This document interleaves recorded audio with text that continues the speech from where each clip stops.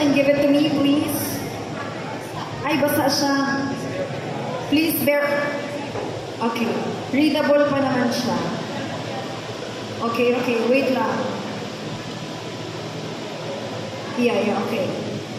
What steps? Ito, baka kasi lalo pang manlumo ang ating papel, kaya basahin na natin. Your question, candidate number 1 is, what steps can be taken to improve gender equality in the workplace and educational institutions? Again, what steps can be taken to improve gender equality in workplace and in educational institutions?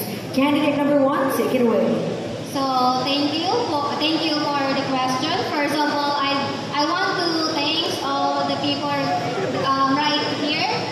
You stay in front of us despite of the bad weather.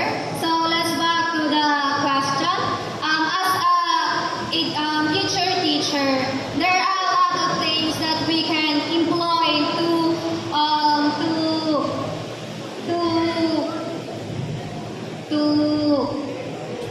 educate the people in the community, especially respecting the people that surround them. As a PE teacher, I love engaging to a lot of students, and I always educate my students to respect every Filipino or every person that in the society. That's all. Thank you.